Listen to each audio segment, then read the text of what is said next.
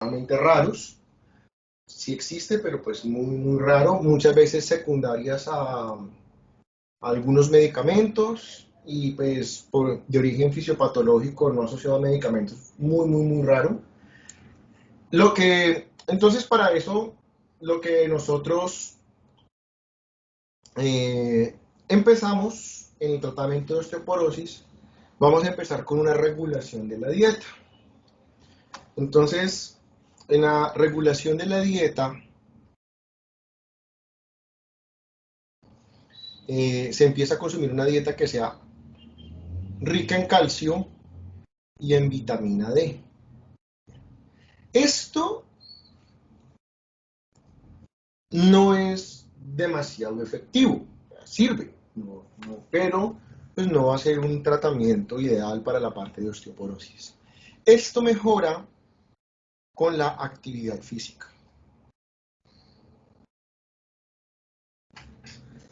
Y el tejido muscular tiene la capacidad de crecimiento para el hueso. Entonces eso nos ayuda a la tasa de recambio óseo. Obviamente, si el músculo está más activo, necesita más soporte. Entonces, y lo que se ha visto en las mujeres, después de la menopausia, que las que continúan teniendo una actividad física, las que sigan haciendo ejercicio, entonces, pues, no es que no desarrollen osteoporosis, pero la tasa de desarrollo es menor. Entonces, esto es lo que esto pues sería como, va a ser parte complementaria del tratamiento, pero pues es importante saberlo, que es lo que vamos a tener complementario, a tener pues como en esos hábitos de vida saludable del paciente, pues en esa parte también va a haber un beneficio en la parte de la osteoporosis.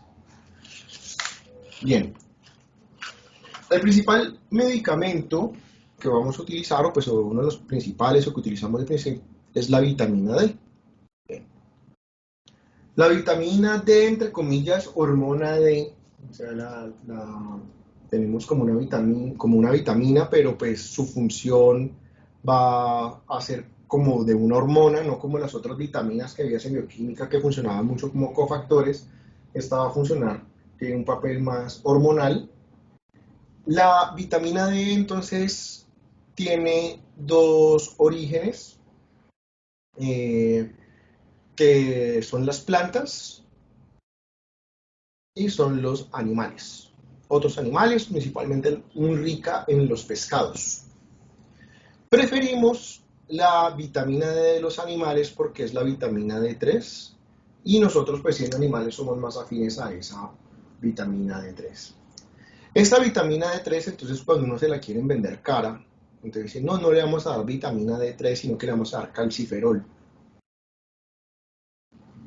Calciferol, o le dicen colecalciferol, es la misma vaina, te están dando lo mismo, sino que te cambian el nombre y pues la gente, no, pues es que no me están dando vitamina D y pues eso es una estrategia comercial, simplemente te están diciendo lo mismo pero con palabras diferentes.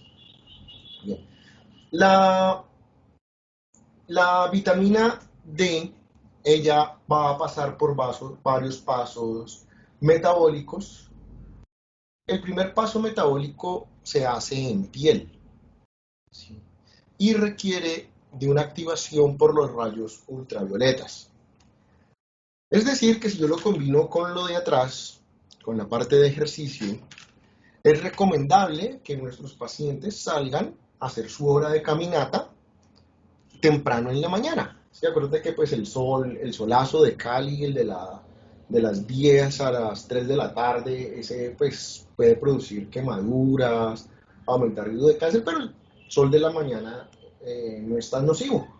Entonces, a las 9 de la mañana, que el paciente salga y que haya una exposición al sol, y pues eso te va a permitir una mayor activación, o los requeridos rayos ultravioletas para la activación de la vitamina D.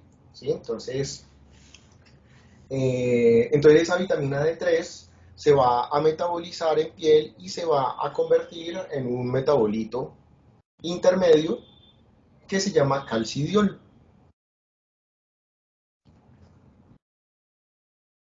Luego, no, perdón, no, calcidiol, el calcidiol es el hepático, perdón. Este es el calciol. Este nombre no importa, este nombre no, simplemente es... eh, también lo puedes encontrar a veces como dihidroxivitamina D3, es la misma vaina, sí, o sea, simplemente entiende que se metaboliza. Después, esta hormona va viajando por sangre y llega al hígado. Y en el hígado sufre un segundo paso metabólico y aquí sí se convierte en calcidiol. Y continúa su viaje por sangre y llega a el riñón. Y en el riñón sufre un tercer paso metabólico y se convierte en calcitriol. Listo. Este nombre también es importante, este sí es importante, el calcitriol, porque pues te vas a dar cuenta que hay personas a las que se les suministra calcitriol. Si una persona no tiene ningún problema en su metabolismo, si es una persona que tiene una función hepática normal, que tiene una función renal normal, tú le puedes dar vitamina D, es más barata, es más económica, pero te va a llegar que los estudios clínicos han mostrado que el calcitriol, bueno, cuentos. Entonces, esto no, pues, pues esto no cambia en una persona que, que tenga la capacidad de hacer todo este metabolismo en, biológico. Nosotros somos personas del trópico, no tenemos problemas de luz y oscuridad. Vamos a poner un asterisco acá. Pero, por ejemplo, si...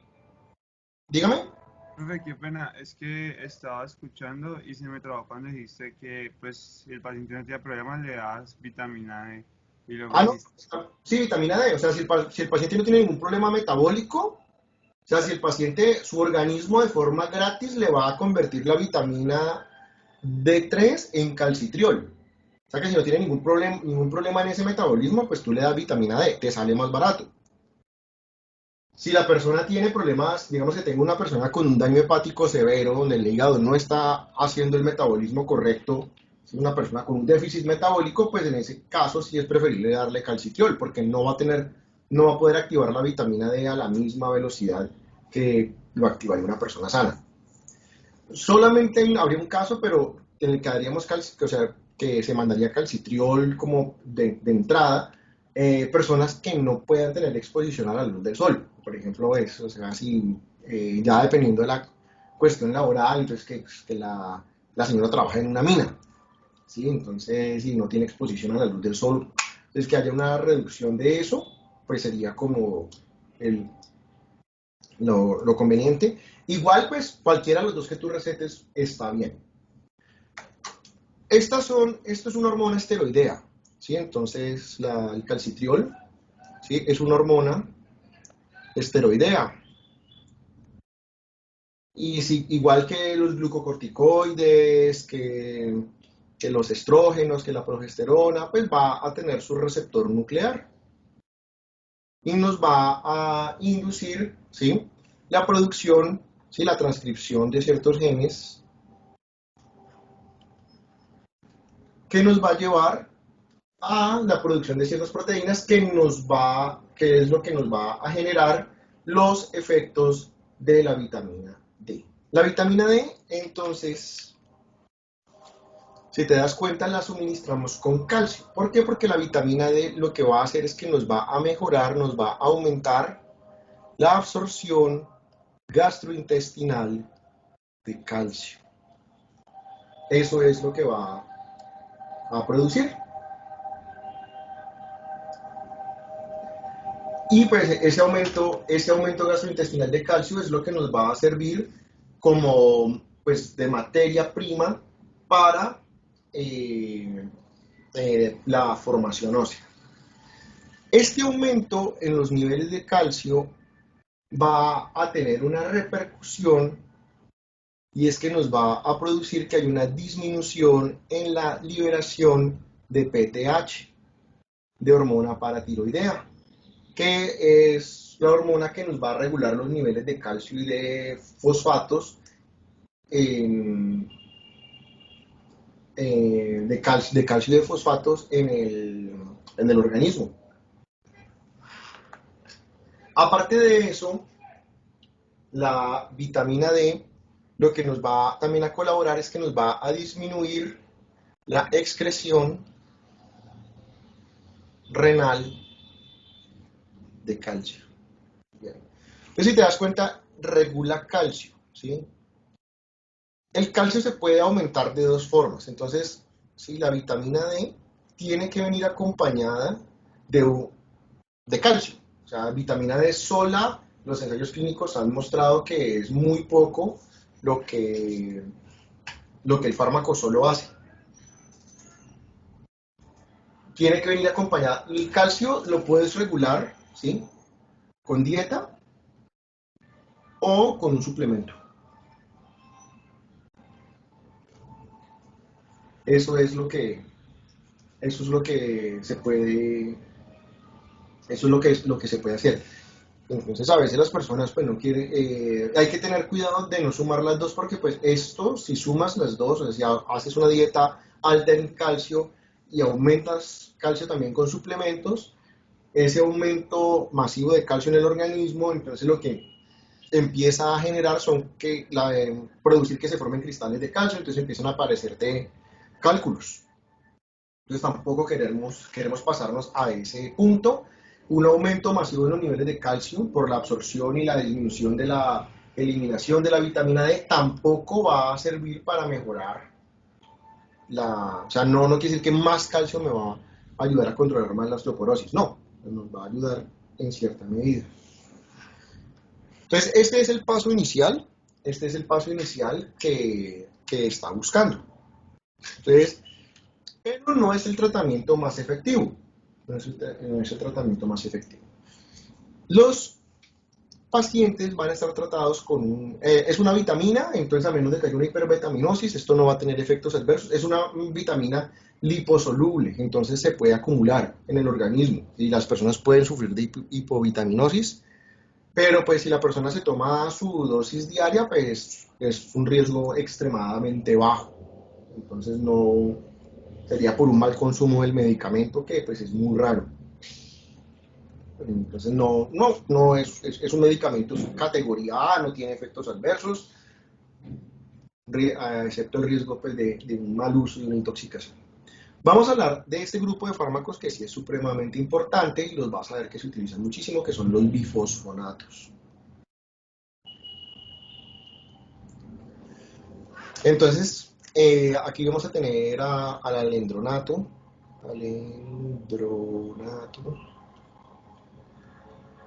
alendronato y mandronato. Profe, Y al ácido solente. Dígame. profe, qué pena, tengo una preguntita. Ahorita nos mencionabas que el aumento de esa absorción gastrointestinal de calcio nos va a disminuir pues la secreción de hormona paratiroidea. Esta disminución de esta PTH no nos podría, pues no sé, estoy poniendo un caso de pronto un poco extremo, alguna alteración también pancreática, pues porque esa PTH también va a ir a estimular. eh, o pues no sé, o no tiene nada que ver, o No, no lo puedes, es una disminución muy pequeña, o sea, no es que inhiba la liberación de PTH, ¿sí? No es que bloquee del todo la liberación de PTH, simplemente es un control, ¿sí? Es un control, es un control negativo, ¿sí? Que se hace por el aumento del calcio, pero es una disminución, eh, llamémosla casi fisiológica, porque pues no es fisiológica porque es inducida por un fármaco, pero es una disminución casi fisiológica. No estoy diciendo que se acaba la actividad de la PTH porque eso sería malísimo, ¿sí? Pero va a haber una disminución baja en la actividad de la PTH. que es uno de los efectos que no es tan benéficos de la vitamina D, porque ahorita pues vamos a ver que pues no damos PTH en los pacientes, sino que damos otro fármaco que es el teriparatide, que es un análogo de la PTH, es una PTH cortada, ¿sí? Es una PTH que no es el péptido completo, sino más cortico, pero es para, eh, ah, para casos extremos pues, de osteoporosis, no es para tratamiento inicial. No vas a tener, no, los efectos adversos de la vitamina D son muy raros porque pues es una vitamina, o sea, la consumimos todos los días en la dieta, simplemente que estas personas, por su desbalance fisiopatológico, les estamos aumentando la dosis. Tampoco es que una vitamina D te vaya a producir una hipercalcemia, ¿sí? O sea, no es en esos rangos. Vale, profe. Uh-huh. Bueno, estos fármacos, los bifosfonatos, entonces aquí tenemos el alendronato, el livandronato, el ácido solendrónico. Estos medicamentos, este es por vía oral, este es por vía oral, este es intramuscular. Bien, los que se suministran por vía oral, pésima absorción. Pésima absorción. Vas a darte cuenta, citan a la paciente estómago vacío, le dan la tableta del fármaco con casi medio litro de agua, tiene que quedarse sentada media hora y así, con todas las precauciones del caso, la biodisponibilidad de los bifosfonatos es del 1%, o sea que se absorben muy poquito. El ácido solendrónico, pues no, pues del depósito intramuscular se va absorbiendo lentamente, lo que hace que la aplicación de este medicamento eh, puede variar, ¿sí? De 6 meses a un año. Entonces, esto es una aplicación muy extendida en el tiempo, que pues el fármaco va a quedarse en el organismo y ahorita pues vamos a ver por la forma como actúa, pues es un fármaco que actúa de forma crónica, no es para un tratamiento agudo, es un tratamiento crónico. Bien. Los bifosfonatos lo que hacen, podemos llamarlos como un sustrato falso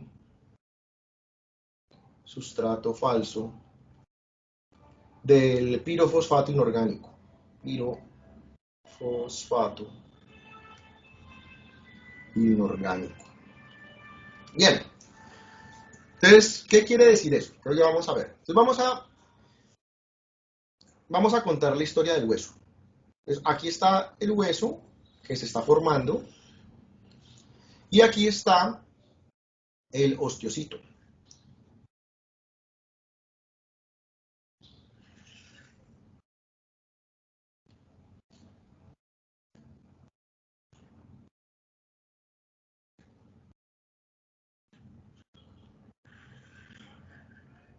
Que me está formando este hueso. Entonces él me va a formar hueso acá. Entonces él lo que va a hacer es que va a secretar las proteínas de matriz. Me va a secretar las proteínas de matriz ósea. Y luego sobre esas proteínas de matriz pues se van a formar los cristales. Y en esos cristales, para estabilizar el hueso, pues para estabilizar los cristales, entonces se utiliza el pirofosfato inorgánico. ¿Sí? Entonces él lo va y vamos construyendo la siguiente capita y esto pues se va a repetir en todo lado. Se va construyendo la siguiente capita de hueso y el osteocito pues se va quedando ahí encerrado en toda esa matriz ósea que él va formando alrededor suyo. Ya. El bifosfonato, entonces vamos a apuntar el bifosfonato como en púrpura, bifosfonato, engaña al osteocito. Y entonces cuando se va formando ese hueso, se va formando la matriz, pero en vez de utilizar el pirofosfato inorgánico, se va utilizando el fármaco. Bien, listo. Vale, entonces voy a borrar la célula.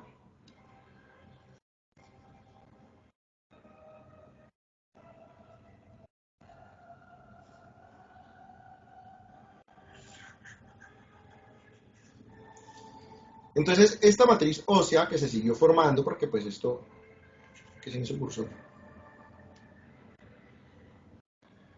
Si se sigue formando matriz ósea. No voy a pintar, pero cada una de estas matrices óseas que estoy pintando se ha estado formando en presencia del fármaco. Ay, no, que no me voy a poner a pintar Bs en todos lados. Ahí vos te las imaginas. Ya. Listo. Entonces se ha venido formando esta matriz ósea. Y ahora lo que pasa es que llega la acción del osteoclasto.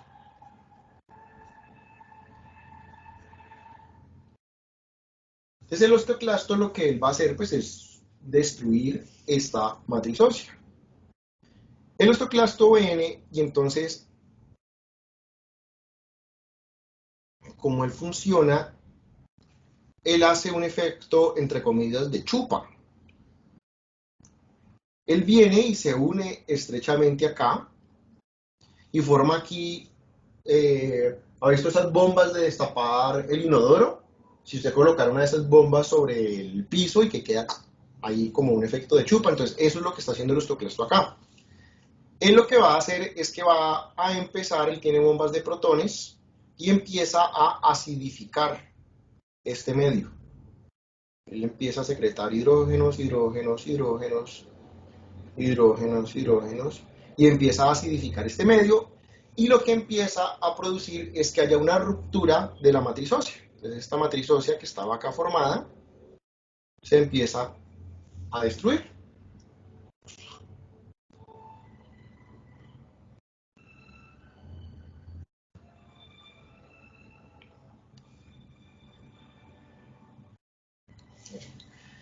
Y mira lo que pasa, cuando se destruye esa matriz ósea, los bifosfonatos que se habían acumulado, que habían estado desde ahí desde hace mucho tiempo, en este momento se liberan. El bifosfonato entonces lo que hace es que empieza a actuar en el osteoclasto y nos va a alterar la función celular, y lo que va a hacer es que va a desprenderlo. Entonces ese cierre hermético que él tenía acá, ¡puc!, él se desprende de la matriz ósea y ya no puede. Entonces vamos a disminuir la actividad de esta célula. Esa es una de las funciones que van a hacer. Lo otro,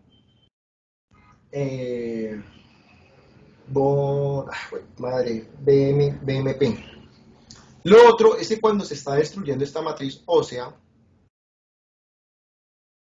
uno de los elementos que hay acá en el hueso, pongámoslo de qué color, azul, uno de los elementos que hay acá en el hueso, en la matriz ósea, que se libera con esta destrucción, es el BMP, ¿sí?, que es factor de crecimiento óseo.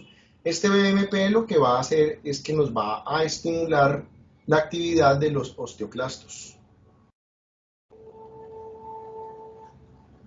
para empezarnos a estimular la reaposición ósea. Entonces, el bifosfonato, este es un efecto menor, ¿sí?, porque pues al disminuir acá reabsorción ósea, pues disminuye la actividad de los osteoclastos. Pero el bifosfonato principalmente va a actuar es deteniendo la lisis del hueso, la reabsorción ósea, la resorción ósea. Entonces, eso es lo que va a hacer. Y al mismo tiempo me está estimulando la reaposición ósea. Entonces, piénsalo como si fuera plata. Ganas más plata, pero gastas más poquito. ¿Sí? Entonces, te ganabas 2 millones, te estás ganando 2 millones, pero solo te estás gastando 500.000. Entonces, pues empiezas a ahorrar. Entonces, más o menos, eso es como se empieza a balancear este equilibrio del hueso. Entonces, hay menos resorción ósea y hay un aumento en la reaposición ósea.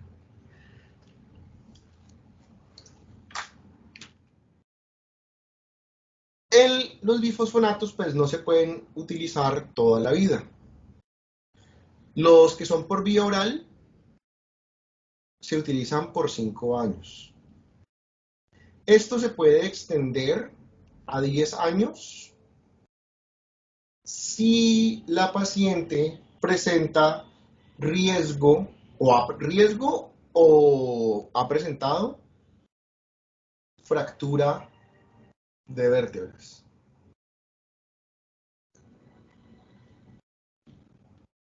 No me acuerdo si con fémur, si por fractura de fémur también se extiende 10 años. De esa sí no me acuerdo. Sé que por fractura de vértebras, sí, pero no me acuerdo la de fémur. El ácido solendrónico, o sea, el bifosfonato, que es por vía intramuscular, se utiliza por un periodo de 3 años. Igual se puede extender a 6 años en cuestiones de fractura de vértebras. Entonces no es un tratamiento que va a ser eterno porque pues eventualmente vas a producir un recambio de todo el esqueleto, o sea, todos los huesos se van a estar recambiados. Los efectos adversos de los bifosfonatos locales, pues puede haber irritación del tracto gastrointestinal, ¿sí? Asociación de gastritis, náuseas, vómitos, o sea, no son efectos severos. Lo único que se ha reportado así importante de los bifosfonatos es que pueden producir necrosis mandibular.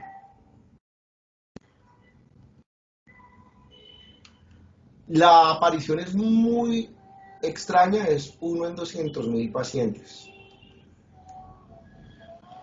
Entonces, 1 en 200.000, pues para que más o menos veamos qué es 1 en 200.000, son 5 personas por cada millón de habitantes.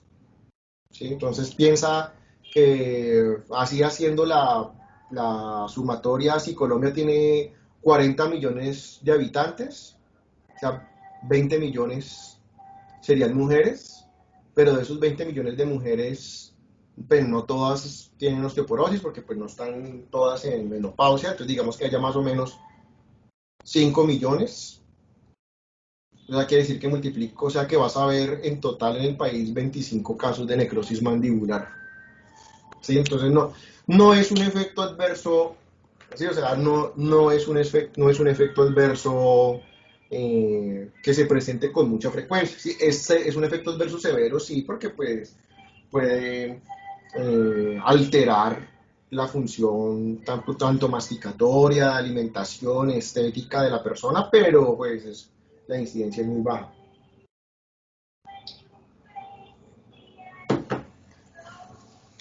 Bien, entonces estos fármacos sí los vas a utilizar con bastante frecuencia. Se me metió el nombre del evolocumab, no es evolocumab, ¡buena madre! Malditos anticuerpos monoclonales, todos se parecen a...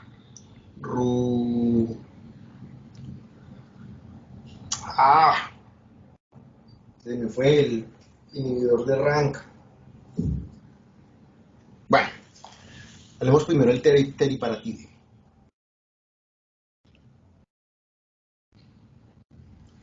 El teriparatide es la hormona paratiroidea fraccionada. No se llama así, ¿no? Sino que pues, le pongo ese nombre para entenderlo. O sea, la hormona paratiroidea es un péptido, o sea que tiene su cadena de aminoácidos, pero el teriparatide es la misma hormona paratiroidea, solamente que la cortaron y dejaron el pedacito que se puede transportar, el pedacito que va a actuar sobre el receptor, y esta colita la quitaron. Eso es todo. Entonces pero sigue siendo la misma hormona paratiroidea. Bien, la hormona paratiroidea entonces va a tener varias funciones. Denosumab, espérate antes de que se me olvide. Denosumab. Eso. Ya. La hormona paratiroidea entonces lo que nos va a servir, va a tener varias funciones. Su función principal es que nos va a aumentar la actividad de los osteoclastos. ¿Cómo dijo?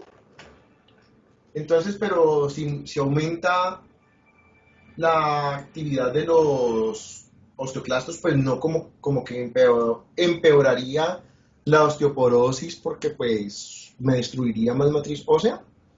Sí, pero no.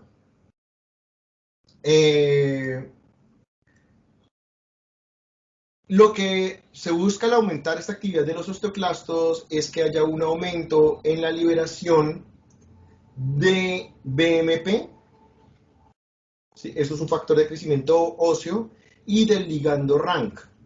O sea, RANK L, ¿sí? L, ligando para el receptor RANK, ¿sí? Que esto lo que hace es inhibirme resorción. Y este me va a aumentar reposición. Reposición. Entonces, lo que se busca es destruir más para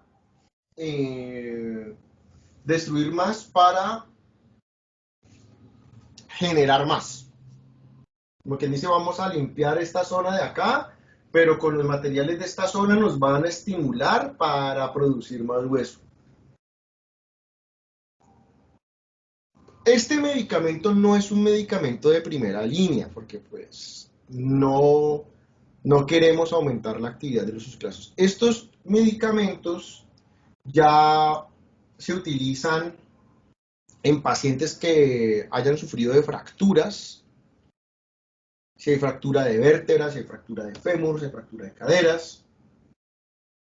Se puede utilizar en hombres que tengan algún tipo de cáncer hormonal y que como consecuencia del cáncer hormonal pues hayan tenido daños a nivel óseo.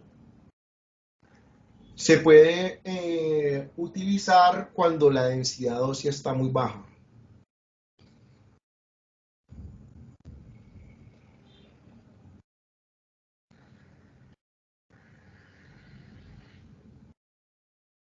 Estos van a ser los momentos en los que se utiliza teriparatide. Otros efectos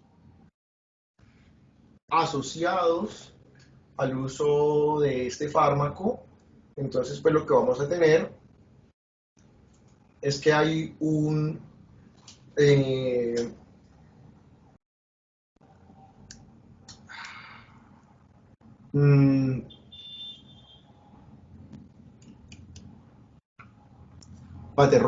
rompo huesos, saco calcio, si saco calcio de dame un segundo que estoy pensando al revés. Dame un segundo.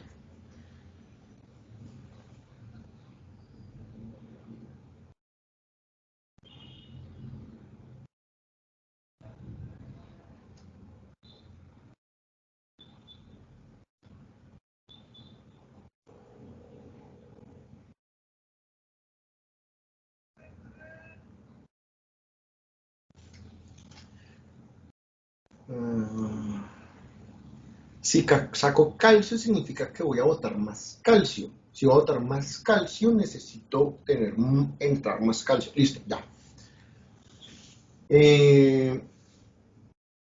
Esto me va a producir que haya un aumento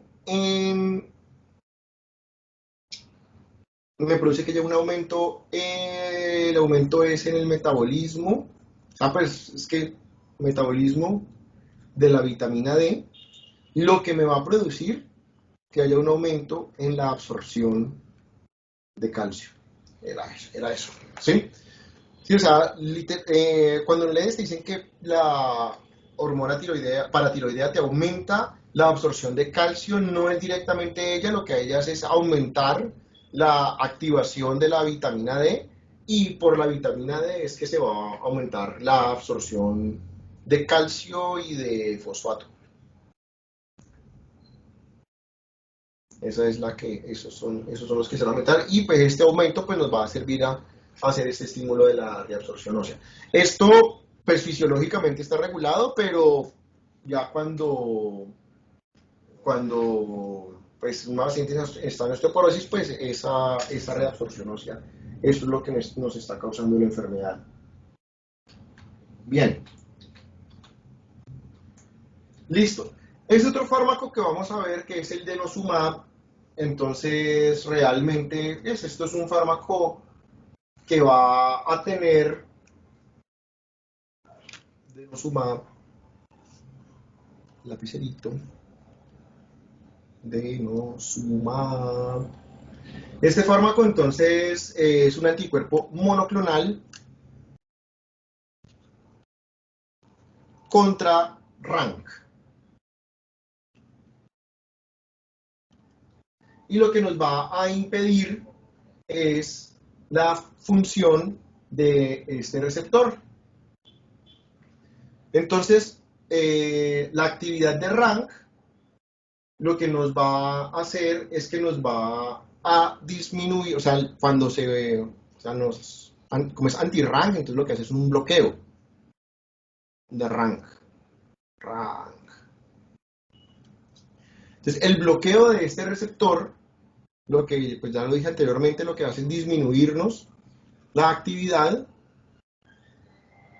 del osteoclasto.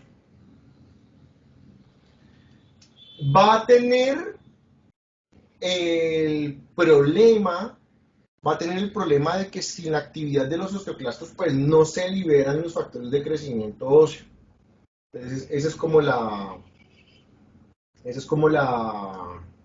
desventaja que tiene el denosumab. Igual, no es un medicamento de primera línea. Segundo, es un medicamento que es bastante costoso. Entonces, pues,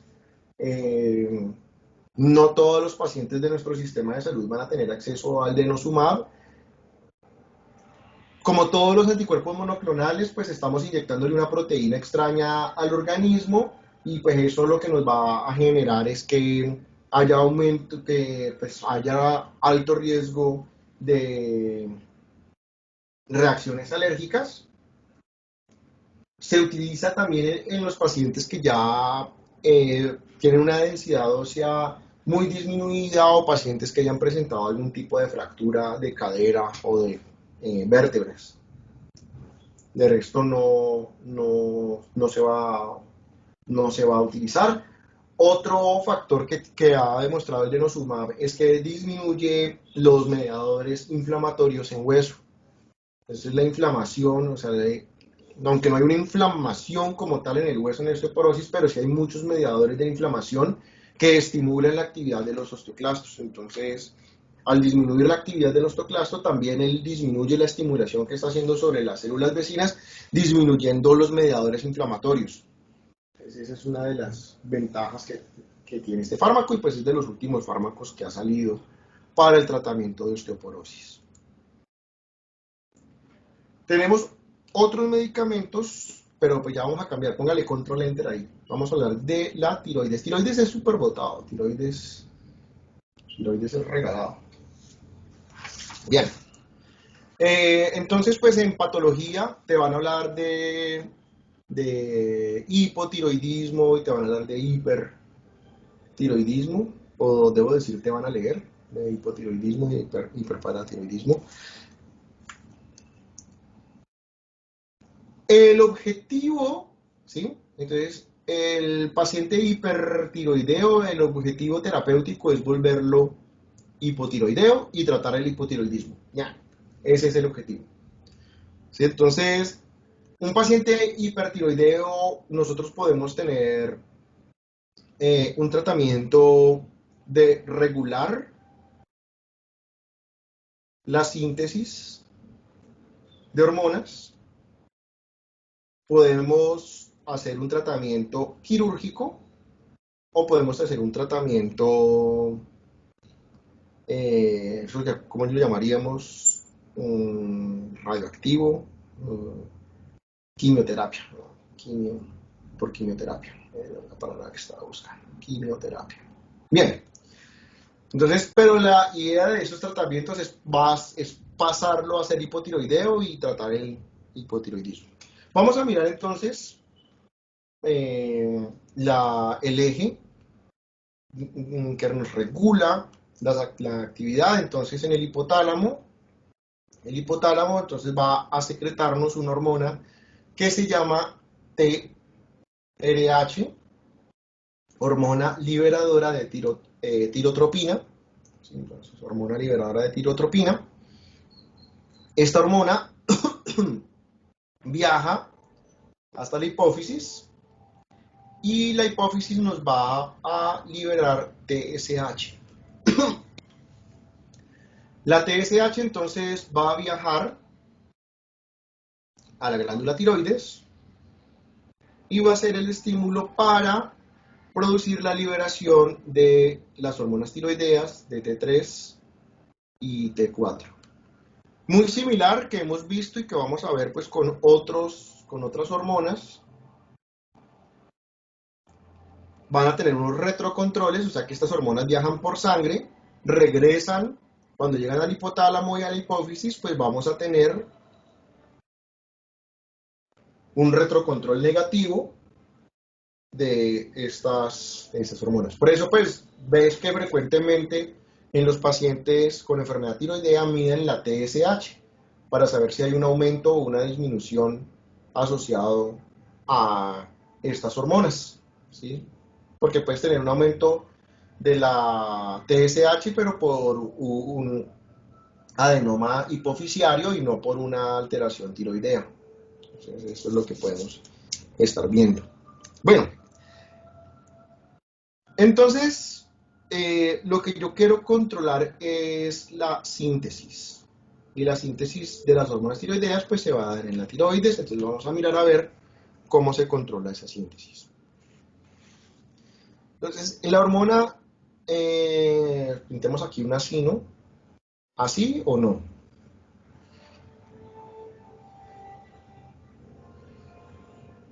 Ya.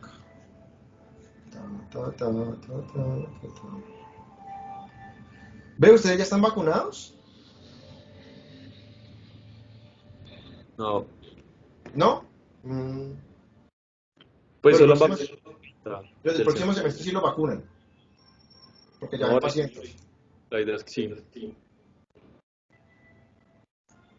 Se supone que ya deberíamos estar vacunados porque ya vemos pacientes, pero pues, ajá. Ya.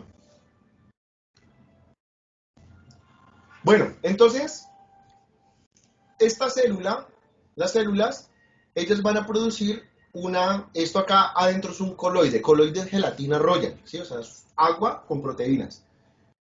Secretan una proteína que se llama tiroglobulina. Tiroglobulina. Que es una proteína que es rica en dímeros de tirosina con tirosina. Mira, dos tirosinas, vienen otros aminoácidos, tirosina con tirosina, vienen otros aminoácidos, trae estos dímeros. Bien, esta tiroglobulina, entonces, estas células también lo que van a hacer es que van a captar de la sangre, van a captar yodo, lo van a introducir, el yodo se va a oxidar. ¿Sí? Entonces aquí vamos a tener un proceso de oxidación del yodo. Ese yodo oxidado, entonces lo que va a empezar es que va a reaccionar con estas tirosinas.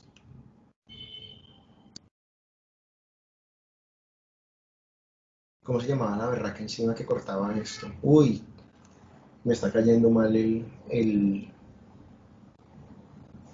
encierro. ¿Qué proteasa cortaba esto? Bueno, no me acuerdo. Entonces, esta tiroglobulina se iodiza, perdón. No ioniza, sino de yodo. Luego, entonces vamos a tener una proteasa cuyo nombre no recuerdo, y lo que empieza es que empieza a cortar estos dímeros. Y me empieza a dejar estas estos dímeros de tirosina sueltos. Y aquí pues vamos a tener la síntesis, la producción, y cuando tiene 3 iodos, que se llama T3, cuando tiene 4 iodos, se llama T4. Profe, ¿Qué hubo? profe, la enzima no es la peroxidasa, la yoduro-peroxidasa. No, esa es la que lo oxida.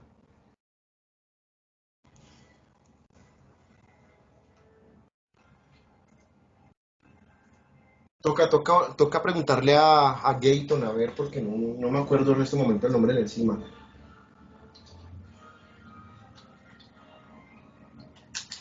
Vamos a ver, yoduro peroxidasa.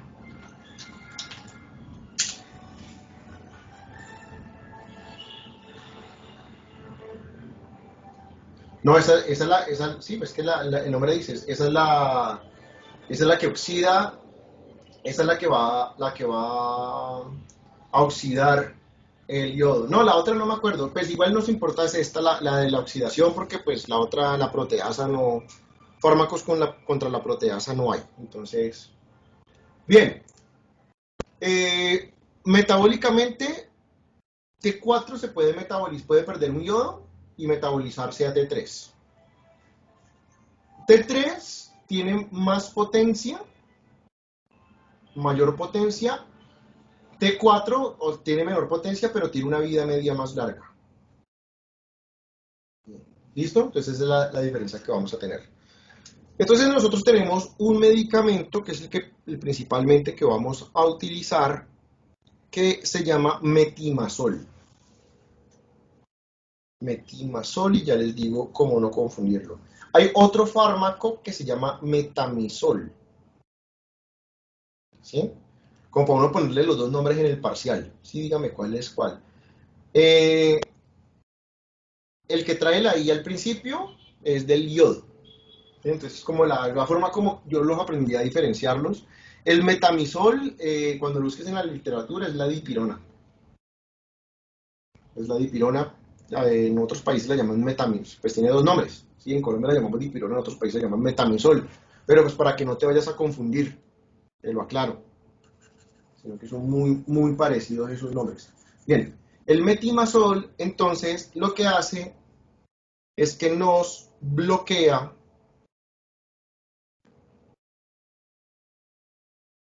la oxidación del yodo y no nos va a permitir, nos va a disminuir la iodación de la tiroglobulina.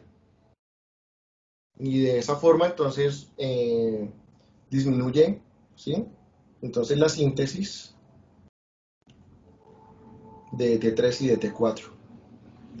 Este medicamento se utiliza en fases iniciales, entonces el paciente, si se va a llevar a cirugía y tiene altos niveles de 3 y T4, pues el anestesiólogo pues no lo va a meter a un quirófano así, entonces se le hace un tratamiento previo con metimazol para disminuir los niveles de hormonas tiroideas y después si se entra a cirugía y se le hace una ablación quirúrgica de la tiroides, o también si el paciente requiere eh, eh, tratamiento por una tirotoxicosis, pues también se va a utilizar metimazol.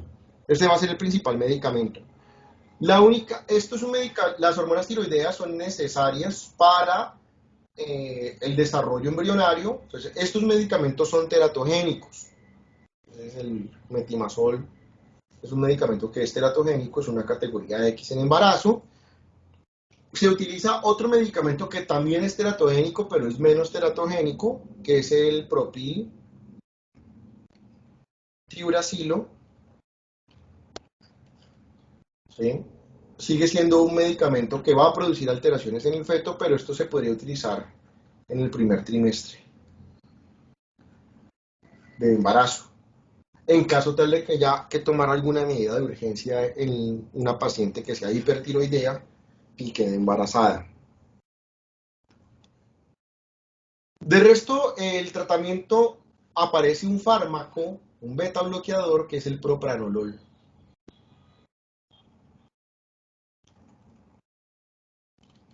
No sabemos por qué el propranolol, ningún otro beta bloqueador, propranolol. ¿Por qué propranolol? Porque te disminuye la síntesis. ¿Cómo lo sabes? ¿Cómo lo hace? No sabemos, pero disminuye la síntesis de hormonas tiroideas.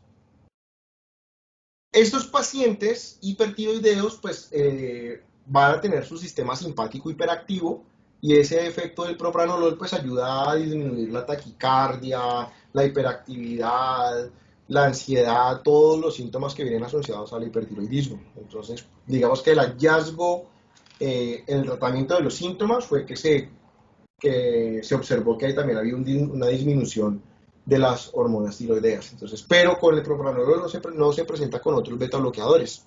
No sabemos qué es lo que está haciendo el propranolol extra que ayuda a controlar esto. Vamos a tener el uso farmacológico de iodo radioactivo.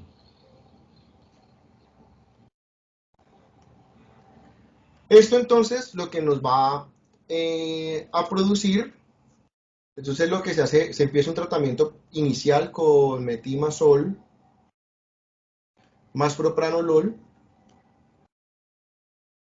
para disminuir la concentración circulante de hormonas tiroideas. Luego, en eso entonces la glándula va a aumentar su capacidad de captar yodo, se hace el tratamiento con yodo radioactivo, entonces la radioactividad, la emisión, como son células, las otras células del organismo no tienen la capacidad de captar yodo, entonces pues el efecto va a ser bastante localizado y estas células pues sí van a concentrar, las células tiroideas van a concentrar altas concentraciones de yodo y la radioactividad, pues las emisiones de las ondas radioactivas pues van a inducir una muerte celular y pues de esa forma se va a tratar al paciente, se va a tratar al paciente. Y pues entonces pasamos el paciente de hipertiroideo a hipotiroideo. Ojalá fuera pues anormotiroideo, pero pues no es algo que se pueda calcular específicamente la cantidad de yodo que se le debe suministrar a cada uno de los pacientes y cuál es la para que quede con sus niveles normales de hormonas. El hipotiroidismo es supremamente fácil de tratar, entonces por eso lo pasan a ser hipotiroideo y tiene menor riesgo de mortalidad que el hipertiroidismo. Bien. Otros fármacos que se utilizan, entonces propanolol y metimazol son los que vas a ver que se utilizan con frecuencia. Otros fármacos que se utilizan o que se pueden utilizar, entonces entre esos vamos a tener el uso de la colestiramina. La colestiramina es una resina, es un fármaco adherente. Entonces lo que hace la colestiramina es pegar el yodo a nivel gastrointestinal, o sea, lo atrapa. Cuando está en el tracto gastrointestinal lo atrapa y al atraparlo pues nos va a disminuir la absorción, esto no se absorbe, nos disminuye la absorción gastrointestinal de yodo. Eso es lo que va a producir y pues vamos a disminuir la cantidad de yodo que está llegando al sistema y pues vamos a disminuir la síntesis. El problema de la colestiramina y de las resinas en general es que también atrapan las sustancias lipídicas. Entonces, fármacos lipídicos se pueden atrapar en las resinas, entonces, por ejemplo, puede haber falla del tratamiento con anticonceptivos. Fuera de eso, pues atrapan los lípidos que vienen en la comida, entonces, pues hay producción de estratorrea, es bastante desagradable, ¿sí? Entonces empiezan a aparecer pues las diarreas, los cólicos asociados a ese aumento de lípidos en el organismo. Lo otro, pues un fármaco que habíamos visto el semestre pasado, que es el litio. Y entonces, ¿te acuerdas que cuando estábamos hablando del litio hablábamos que el litio, que una de las pruebas que se hacían frecuentemente con el litio eran pruebas tiroideas? Entonces acá, pues el litio no lo vamos a utilizar obviamente para trastorno bipolar, sino que pues el litio lo que nos produce es una disminución de la liberación de T3 y de T4. Esto es más anecdótico porque pues esto no es que se utilice con mucha frecuencia. Los glucocorticoides que vimos hace como un mes. Entonces, ¿te acuerdas que cuando estábamos hablando de glucocorticoides dijimos que el objetivo del glucocorticoide es ahorrar energía? La acción de las hormonas tiroideas es gaste, gaste, como cuando le llega a la prima en Navidad, gaste, ¿sí? Entonces los glucocorticoides, por su acción, ellos también van a controlar la liberación de hormonas tiroideas. Estos se utilizan principalmente cuando hay tirotoxicosis. Tirotoxicosis.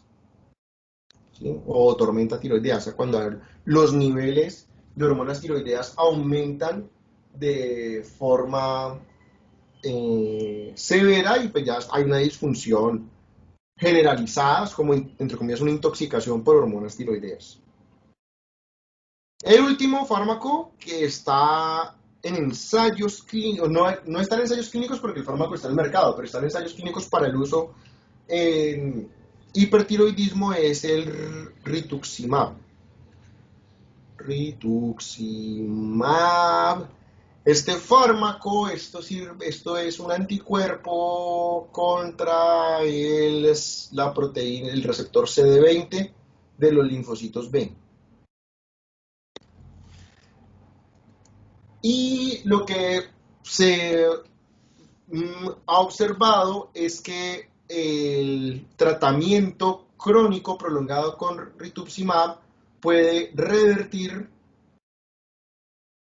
la enfermedad de Graves. Entonces, eso es, pero no funciona en todos los pacientes y es un fármaco que es realmente costoso.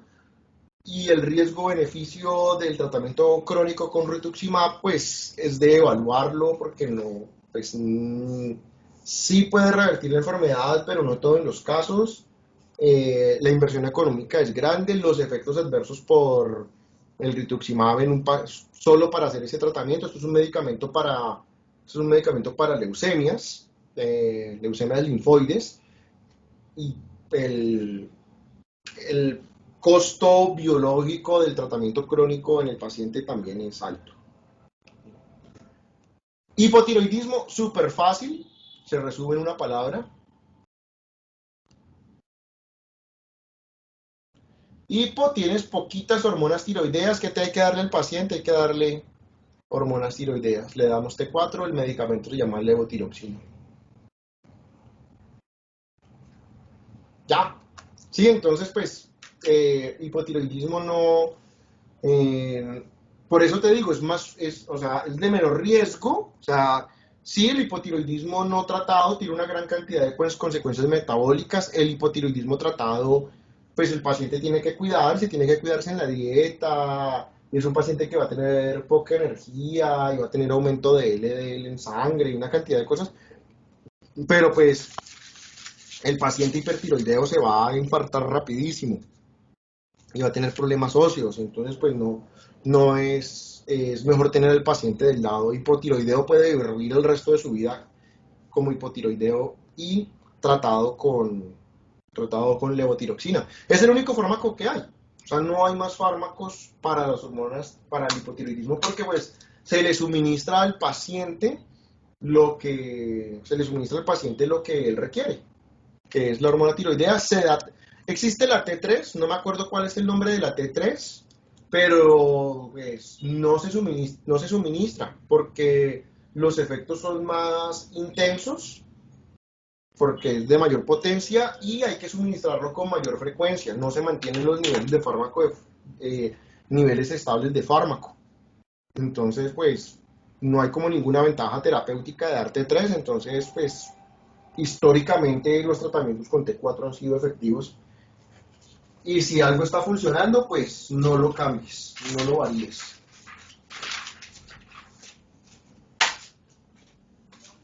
¿Preguntas? ¿Preguntas? Profe, sí, yo tengo una preguntita. Tú mencionabas ahorita que pues los otros medicamentos está la colestiramina, pero no sé en qué casos se podría usar o en qué pacientes o en qué situaciones. Cuando, por ejemplo, sobre todo en la mayoría de estos otros fármacos se utilizan en tormenta tiroidea, ¿sí? O sea, los glucocorticoides, la colestiramina. La colestiramina, pues realmente cuando se utiliza no se utiliza sola, se utiliza junto con el propranolol y con el metimazol.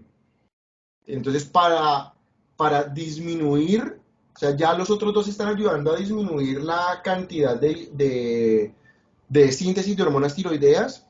Si eso no es suficiente, entonces se puede utilizar colestiramina para disminuir la cantidad de yodo que está entrando al organismo y disminuir más la síntesis de hormonas. También se puede utilizar en casos, hay una práctica, yo no sé si todavía es frecuente, porque pues yo no volví a leer al respecto, pero las dietas aparecen por modas, ¿sí? Por modas, y hace unos ¿cuántos años? No, bastante años, yo diría unos 20 años, en Colombia se puso de moda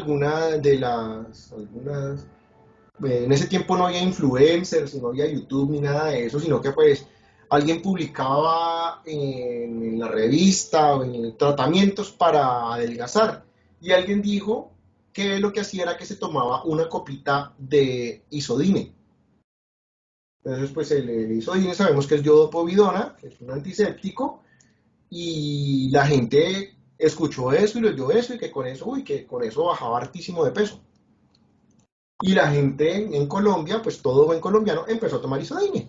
Y efectivamente, pues aumentas la producción de hormonas tiroideas y el efecto catabólico es severo y se baja de peso. El problema es que pues produces una disfunción tiroidea severa.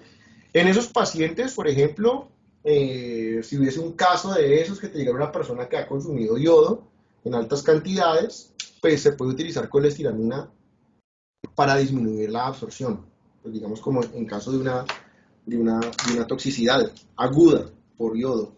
De resto simplemente es como un coayudante del metimazol y del propanolol, o en tormentas tiroideas. Vale, profe. Uh-huh. Sí, no es algo que vayas a ver, o sea, lo que vas a ver es metimazol y propanolol, los otros va a ser muy raro que los veas, muy raro que los veas usar. Ay, ay, ay, ay, ay, ay, mi espaldita. Ay, ay. Listo. Bueno,